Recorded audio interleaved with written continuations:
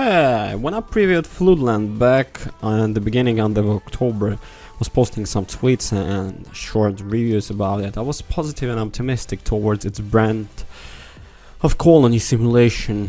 The relatively short demo gave but a glimpse of the game brimming with deep complexity and replayability.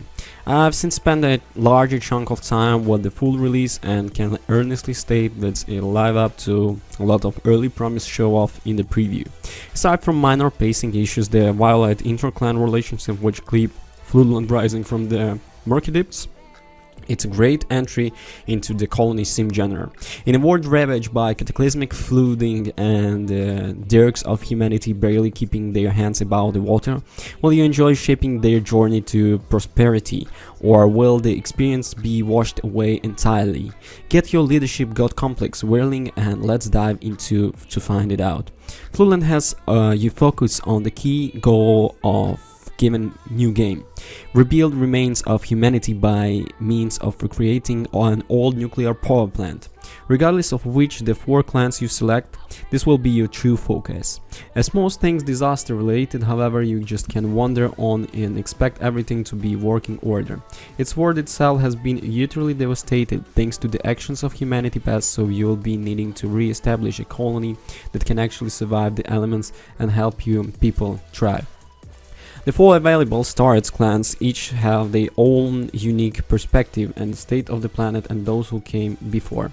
Additionally, they each come with their own bonuses and leadership, which will dictate that makes them on so a pace that what makes them so rebelliously angry. I sat with the breakout 3 once again who value progress and sense over sentiments and kindness. They are antithesis to how I would traditionally run a community of the people in most games, but that's kind of where the fun lies. Story events and random scenarios will pop up often, requiring you to make decisions to the fly that either appease your clan or appease your own sense of moral indigence. Initially, you can pick the options that best keep your selected ground on the side. Later on, however, you can incorporate these clans into your community, meaning you'll be firefighting every decision enraging one group or another. Story events and narrative are delivered through a helpful pre-apocalypse survival who keeps you on track with the main objects.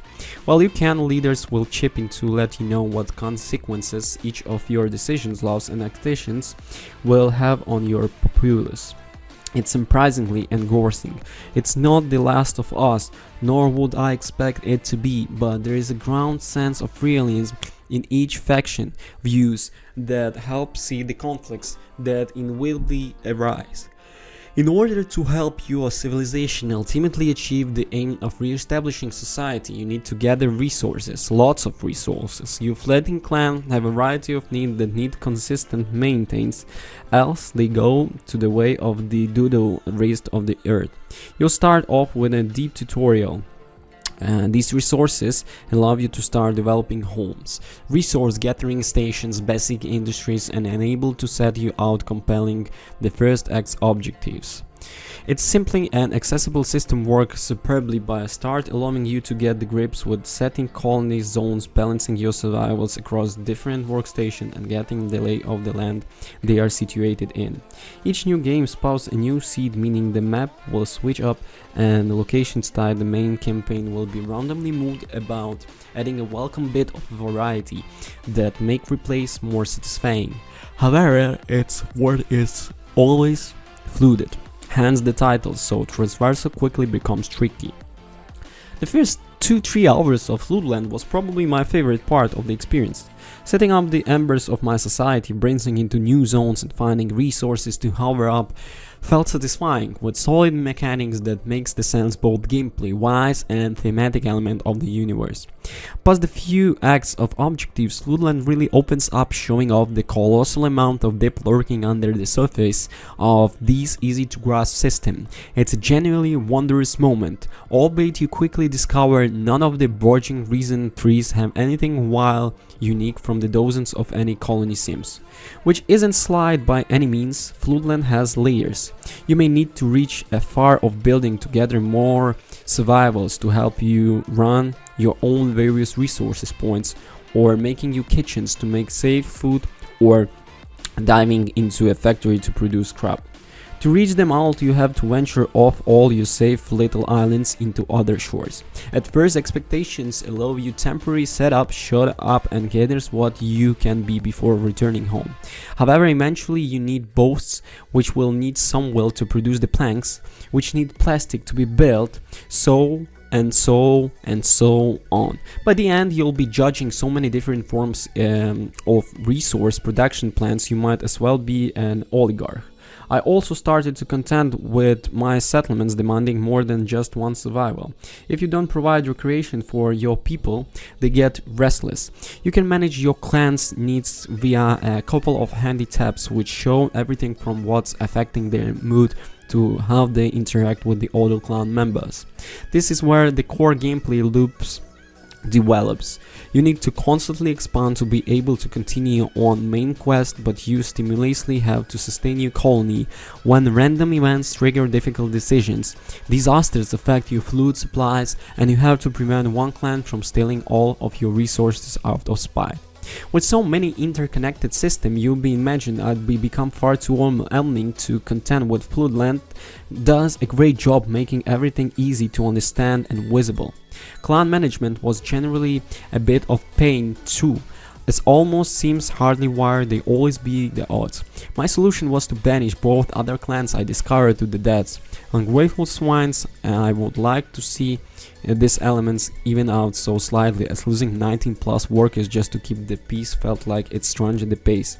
But it was only viable option for me to continue. I like the idea of having throughout decisions that you don't like having to make, but it feels too unnecessarily pushing. Expansion comes in new forms, most of which are achieved through research in laws. Building a study allows you to examine old words, items, or enter the academic debates to earn research points.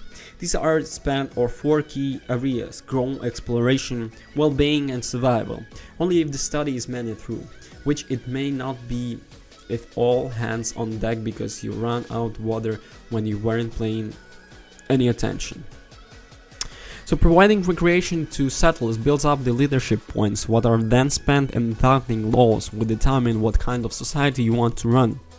Do you want police or militia? Will you enable centralized medical care for efficient medicine? Will you ruin everyone's day by encouraging gym membership? The possibilities are endless. The level of depth in Floodland is truly quite remarkable, as I was impressed with how easy it was to take it all and pull so many different levers at once. It might be overwhelming for some, without doubt, but there is so much to sink into the deep, into here. It keep you invested for dozens of hours. Beware too that should you piss off by community failing requests or singing laws that aren't aligned with their beliefs, you may end up losing all your leadership points, causing the mass unrest. So playing Floodland was one of the most laid-back few sessions of colony management I ever played. My few hours developing my clan, going to adventure to the distant island and setting up industries and laws to shape my society were great fun. I even took satisfaction from sending a hostile set of survival packing. Even when you're making throughout decisions or just balancing your every demanding need of your colony, you'll be truly enjoying yourself watching the hours tick by. There is a genuinely phenomenal colony sim strategy hiding under the waves on Swamp and World.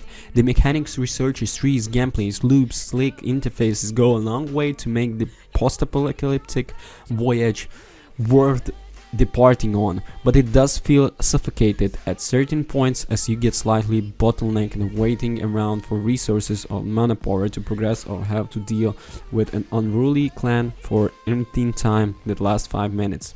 With even tougher difficulty options and different clans to set from each campaign will feel unique and distract from the twist. There is a massive wealth of possibilities for rebuilding society, which Floodland will have any strategy fan reveling in if there are some down and out section. Floodland rises above the surface when the deep if of mechanics are given the space to breathe. It strikes a brilliant balance between complex systems that are slick and accessible, while offering a satisfying levels of micromanagement gameplay. For all of its wonders, however, this is bristling settlement sim can run aground of stagnated progress and wildly interclan mechanics on this occasion, but nothing should stop you rebuilding humanity as beautiful, desolate world. Thank you so for watching. I'm a pretty big fan of the strategies, and this deserves one to be watched by. So go ahead and play. Thanks, bye.